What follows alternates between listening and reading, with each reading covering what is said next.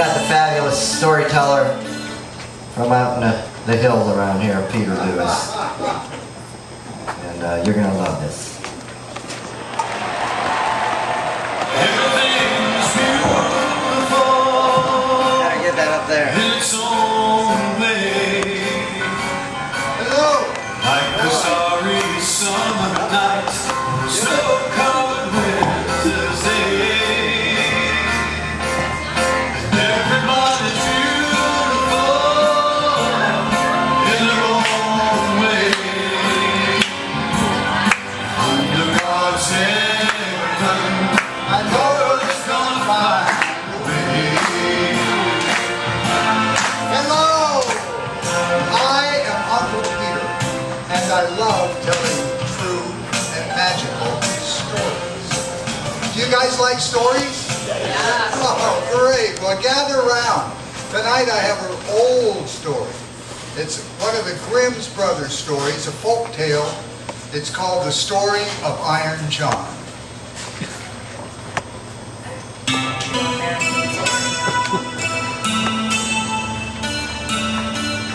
There was, once upon a time, a king who had near his castle an enormous forest filled with wild creatures of all types. One day the king summoned a hunter into the forest to catch a deer, but the hunter never returned. Something went wrong out there, Said the king. So the next day, he sent two of his huntsmen out to search for the first, but they never returned. So on the third day, the king called all his hunters together and said, Scour that entire forest and stay until you have found all three of them. well, none of those hunters ever returned. Moreover, the pack of dogs who went out with them didn't come back either. And now the people were afraid to go into the forest. The king declared it a dangerous forest. This went on for many years. The forest was left to be in its solitude and easiness. And then one day, a strange huntsman came by. He had heard of this dangerous forest, and he offered to the king to go investigate and find out what might be the matter. The king refused. It is not safe in there. I have a feeling you will end up like the others, and this is the last we'll see of you. The huntsman replied, Sire, I am well aware of the risk, and fear is not something to which I pay attention. So the hunter got his dog, and they walked into the forest. Now it wasn't long before the dog picked up the scent of game, and off like a shot in pursuit. The huntsman, on the other hand, could take only 3 steps into the forest, and he could go no further. He encountered a large pond, and as he stood there, a large arm reached up out of the water and grasped his dog and pulled him down into the dark water. Upon seeing that, the huntsman went back to the castle and got 3 volunteers who came with pails, and together they bucketed out the water. Well, when they got to the bottom of the pond, they found a wild man lying there. His skin was all rusty iron brown. His hair hung down from his face to his knees. This was a wild man. They bound him up with cords and took him back to the castle.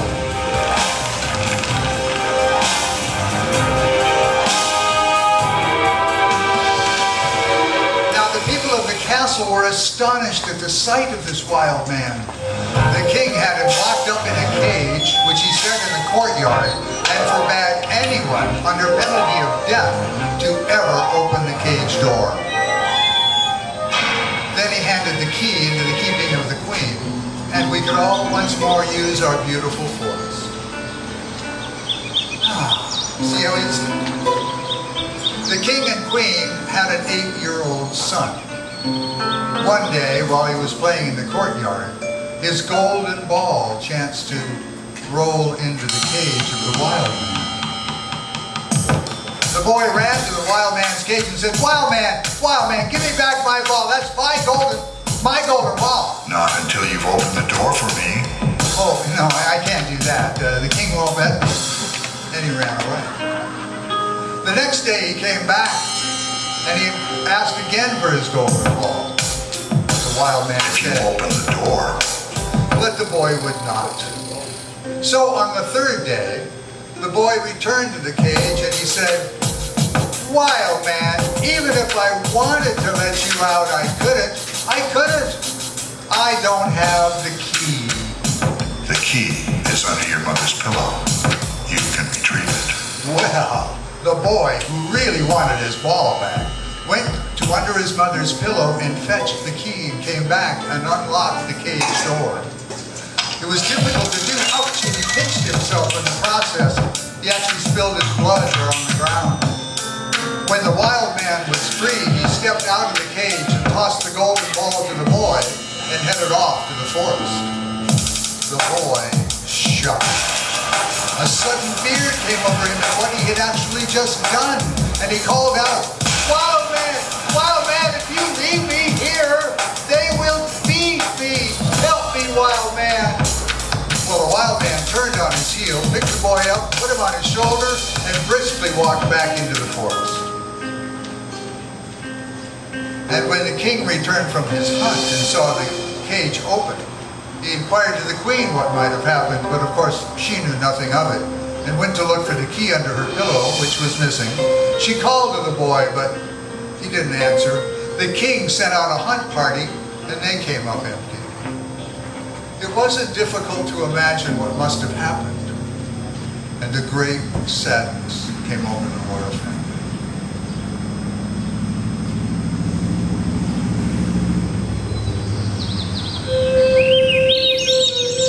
When the wild man returned to the forest, he took the boy from his shoulder and set him on the earth and You'll said, never see your mother and father again, but I will keep you with me, for you have set me free, and I feel compassion for you.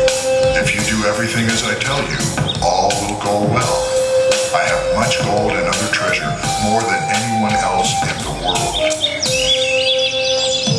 the wild man made a bed of moss for the boy for the night, and in the morning took him to a spring, showed him a beautiful spring. Do you see this spring? It is clear as crystal and full of light. I want you to sit beside it and make sure nothing falls into it, because if that happens, it will wrong the spring. I'll return each evening to see if you obey my order. The boy sat down next to the spring and occasionally could glimpse in and see a golden fish or a golden snake, and he was careful to let nothing fall in. After a while, his wounded finger began to ache and hurt. Without meaning to, he dipped his finger into the crystal clear water. He pulled it out instantly, but his finger had turned to gold. No matter what he did, he had a golden finger. When the wild man came back that evening, Anything happen with the spring today? oh no, sir. Sorry. We can let it pass this once, but don't let it happen again.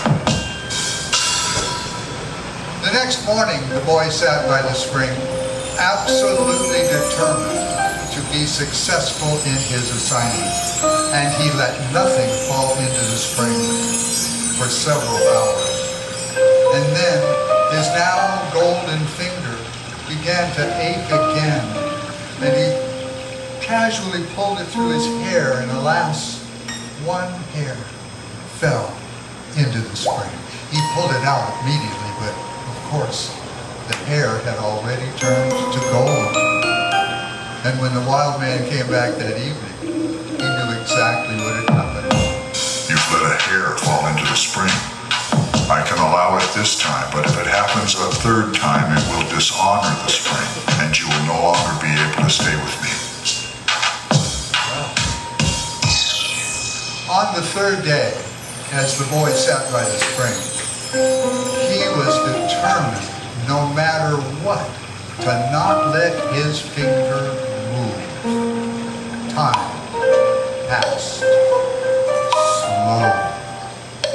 and he began to gaze at his own reflection in the pond. He had this urge to see his own eyes reflected back. To do this, he leaned over the pond a little bit, and then a little bit more, and further, and then all of a sudden, his long hair fell into the pond over his head. He pulled his head back as fast as he could, but all of his hair had turned to gold, and it shone as if it were the sun itself. And the boy was real. He took out a kerchief from his pocket, and he put it over his head, and tucked his hair up in it, in hopes that the wild man wouldn't see what had happened. And then he waited. Take that tarbush from your head. Oh, and his golden hair fell down over his shoulders, and the boy could only be silent. You cannot stay here any longer because you didn't make it through the trial. Go out into the world now, and there you will learn what poverty is. I see no evil in your heart, however, and I wish you no ill. So I'll give you this gift. Whenever you are in trouble, come to the edge of the forest and shout, "Iron John," for that is the name by which you will know me. I'll come to the forest and help you. My power is great, greater than you believe, and I have gold and silver in abundance. And so the boy, who would have been king, leaves the enchanted forest and his mentor Iron John to go find his world journey, his life's journey. And he must face the world on its own terms. Every day he has to find food and water, and every night a place to sleep. He travels by beaten and unbeaten paths, ever onward. And then, eventually, he comes to a great city. There he looks for work, but could find none because he has nothing by which he could help others or himself. Eventually, he went to the castle and asked if they would take him in. The people about the court knew nothing about what they would do with this boy, but they liked him and said he could stay. Over time, the cook took him into his service so that he might carry wood and water and rake the cinders together. One day, as it happened, there was no one around, and the king ordered the boy to take the food to the royal table. The boy, not wanting his hair to be seen, put his tarbush on, and the king and queen had never seen such a thing. The king said, When you come to the royal table, you must take off your cap, boy. "Oh, I can't do that, sire. I have a sore place on my head." Well, the king went to the cook and scolded him, demanded to know how he could have possibly taken such a boy into his service. He ordered the man to be fired, the boy to be fired and sent out of the castle. Well, the gardener took pity on him, or the cook took pity on him and traded him out for the gardener's boy. Now his job was to set out the plants and water them, and rake the earth with the hoe and the spade, and let the wind and weather do what it must. One day, when he was in the gardens working alone, it got to be so hot, he took his tarbush off so the wind could cool his hair. When the sunlight hit his golden hair, it shone so brightly all the way into the bedroom of the king's daughter. She jumped up to see who it could be and what was causing this, and she spied the boy. "Boy, bring me a bunch of flowers." So he quickly put his tarbush back on his head and gathered the flowers together, tied them in a bunch, and as he began for the stairs, he met the gardener. What? Are you bringing wildflowers to the king's daughter? Get moving, boy. Pick another bouquet and select only the best and the most beautiful. "Oh no, these wildflowers will please her much more. They're much more fragrant and beautiful." And then, Take that tarbush off your head. Oh. It isn't proper for you to wear it in my presence. "Oh, I don't dare take it off, milady.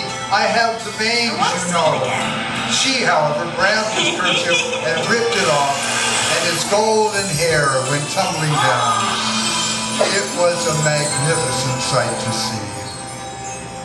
As he started for the door, she gave him a handful of gold coins. He took them and left, although he didn't put much stock in gold coins. He gave the gold coins to the gardener, saying, "Take these to your children. They are beautiful, and the children can play with them." The next day, the king's daughter again called the boy to her rooms. She told him to bring her more flowers. When he walked in, she reached for his little hat, but he held on with both hands. This time, she gave him another handful of gold coins, and he gave them to the gardener for his children. The third day went about the same. This time, she did get the hat off, and he still gave the coins to the gardener's children. Not long after, the country was swept up in a war. As the king gathered his forces, he was not positive he could defeat his enemy, who was powerful and retained a large army. The gardener's boy said, "I'm quite grown now. I will go to war if you will just give me a horse." The other men all laughed and declared, When we've gone, boy, you go look in the stable. We'll certainly leave one behind for you. when they had all left, the lad went to the stable to saddle his horse. He led the horse out and found it was a lame horse and walked hippity-hoppity. He climbed aboard and rode it out to the dark forest. When he came to the edge of the forest, he called out 3 times, "Iron John! Iron John!" He called so loudly that it echoed in the trees. And in a moment, the wild man came out of the forest. My, how you've grown, young man. I can no longer than you have asked for as well. Iron John returned to the woods, and in a moment, a stable boy came out leading a large war horse who blew steaming smoke from his nostrils. This horse was a handful and not easy to hold in. After the horse came a large band of warriors. They were all clothed in iron, with their swords gleaming in the sun. The young man turned his moody horse over to the stable boy, mounted his war horse, and rode off to the front of his men. By the time they reached the battlefield, a large part of the king's army had already been defeated, and not much more was needed for the affair to end badly for the king. The young man and his ironclad band rode into the battle like a hurricane at full speed. They struck down anyone who opposed them. The enemy turned to flee. They kept after them, pursuing the enemy to the last man. And then, instead of returning to the king, the boy took the soldiers back to the forest and called, "Iron John! What do you want? You can take back your horse and your men, please, and give me back my 3-legged nag." As he requested, it was done for him. And he rode his hippity-hoppity horse back home. When the king returned to the castle, his daughter ran to him and congratulated him on his victory. It wasn't me who managed it, but a strange knight and his warrior band who arrived to help. The daughter asked who the strange knight might be, but the king didn't know. He galloped off in pursuit of the enemy, and that's the last we saw of him. Then the girl applied to the gardener's boy and asked him about his boy. The gardener laughed out He's loud. just arriving home on his 3-legged nag. The farm help made fun of him too, saying, Guess who's here? Whoopity-goopity, the gardener's boy. and then they You said, been out under the lilac bush, boy? How is it? the young man said back to them, "I fought very well. If I hadn't been there, who knows what would have happened?" And they all fell over themselves laughing. When she told all this to her father, he said, I'll arrange to have a great festival that will last 3 days, and you will be the one who throws out the golden apple. Perhaps the mysterious knight will come to compete. Well, upon learning of this festival, the young man ran to the forest and again called to Iron John. I want to go to the festival and catch a golden apple that the princess is going to throw. There's no problem. You virtually have it in your hands right now. I'll provide you more red armor for the occasion and a powerful chestnut horse. The young man galloped onto the field and arrived at the proper time. When he rode in among the other knights, no one recognized him. The Red Knight won every event of the day. The king's daughter stepped forward to throw the golden apple to the group of knights, and as he had been all day, the Red Knight was positioned perfectly and captured the apple. Then he galloped off into the dark mist of the evening. For the second day of the festival, Iron John fitted him out with white armor and a pure white horse. Again, the apple fell into his hands at the end of the day, and again, even before an instant, he rode off. This made the king very angry. He said, This behavior is not allowed. He is supposed to ride over to me and report his name. If he catches the golden apple tomorrow, chase him. What's more, if he refuses to return, give him a blow with your sword. For the third day of the festival, the young man was presented with black armor and a beautiful black scout. The horse and young man thrilled the crowd all day, and again he caught the golden apple and began to ride off. This time, however, the king's men chased after him. One got close enough to give him a leg wound.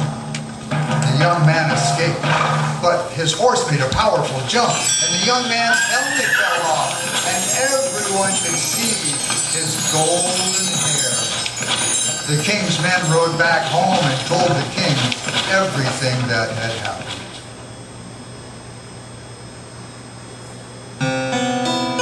The next day, the king's daughter again inquired to the gardener about his boy. The gardener said, He's back at work in the garden. He's a strange fellow. He went to the festival yesterday and only got back late last night. He showed my children the 3 golden apples he'd won. The king called the young man to his court. He appeared with his tarbouch on his head again. When the king's daughter went up to him, he stood as she pulled it off, and his curls fell down over his shoulders. The luminescence of his golden hair ignited the room. Are you the knight who appeared each day at the festival with a different horse and each day caught the golden apple? I am, my lord. And taking the golden apples from his pocket, said, Here are the 3 golden apples. And here you can see the wound your men gave me. I am also the knight who supplied and led the reinforcements that helped you defeat your enemy. If you can perform feats of this magnitude, you are obviously no longer a gardener's boy. Who is your father? My father is a notable king, your majesty, and I have a great deal of gold, more than I will ever need. It's clear I am in debt to you. Whatever I have in my power that would please you, I will give. Well, the young man smiled, I suggest you begin by giving me your daughter for my wife. The queen fainted.